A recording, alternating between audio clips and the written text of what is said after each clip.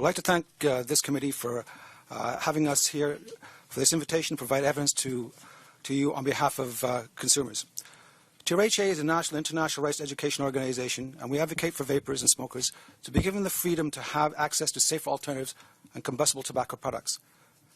TRHA has no conflicting interests in the vaping, tobacco, or pharmaceutical industries. We're not medical experts or scientists, but we are the consumers of this product. Sir.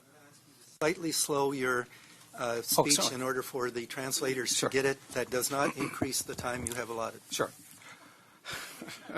Are you sure? Our views are based on real science as delivered through peer-reviewed studies by world-leading scientists, medical professionals, and tobacco control experts, and our experiences as ex-smokers and now vapers. Bill S5's impact on tobacco and smoking vaping regulations will impact the health now and the future of a large portion of the Canadian population. In order for that impact to be beneficial, Bill S5 must be based on real science and a tobacco harm reduction strategy without bias or smoking ideology. We owe this to the 37,000 Canadians who die each year from smoking-related diseases. We owe this to their friends, families, and the future of our youth. We have discussed these issues with the vaping community, leading international and Canadian vaping experts, and the critical analysis is that Bill S5 in no way supports harm reduction or the potential of vaping. It conflates vaping with smoking, which will deter a significant portion of current and future smokers from switching to a safer product. The real fight is against smoking, not nicotine or vaping. S5 has redefined smoking to include vaping. The act of vaping is not smoking, as there is no combustion or tobacco. Vapor is not secondhand smoke. Nicotine is not tobacco. This definition needs to be clearly separated so as not to encourage confusion, as it implies vaping is the same as smoking. Bill S5's emphasis is focused on the harms and safety concerns of vaping without the key issues of relative risks compared to smoking. Consumer e-cigarettes should not be relegated like medicine or tobacco. Instead, an evidence-based regulatory standalone act specific to e-cigarettes, as per ASSOC Recommendation 3, should be created that addresses legitimate safety concerns but maximizes smokers' knowledge of and access to alternative harm reduction products. Bill S5 emphasizes that this act is primarily aimed at stopping youth from vaping and smoking using a gateway theory, that youth will start vaping and then graduate to smoking. This has caused an overly cautious approach on a theory that has been debunked by many reputable health organizations, such as the University of Victoria, Public Health England, and the Royal College of Physicians, to name but a few. Current studies, surveys, and reports suggest that youth vaping has increased. For the latest Health Canada, FDA, and UK reports all show record low youth and adult smoking. Is this a factor of experimentation of possible harm reduction efforts by existing youth smokers, or some other factor? More research and monitoring is required on youth and non-smoker vaping. However, electronic use is frequently misreported, with everpuff, overuse, and experimentation as presented as regular use. Public Health England states that among youth, e-cigarette use is almost exclusively confined to those who are existing smokers. A major component of the vaping experience is different flavorings, which helps smokers quit and keeps vapers from relapsing. TRHA does not support any bans on flavoring unless there is a legitimate science-based reason or health concern, and not because youth may like the same flavors that adults like.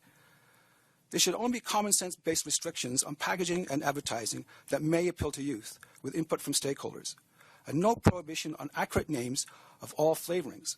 Like any product, consumers need accurate descriptions to make purchases without being confused.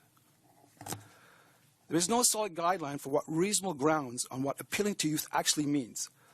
All the sensory attributes are subjective, depending on who makes decisions on what is youth appealing, based on criteria that has so many variables. This would require stakeholder consultation to develop objective criteria for this type of regulation. What one person may think is aimed solely at youth, another may think otherwise. It must be stated that youth under 18 years of age are already restricted from purchasing these products.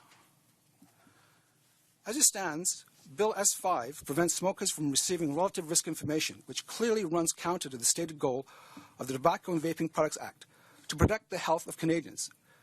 Does this mean that a consumer who makes an online review or on vaping or battery safety or testimonial is a criminal?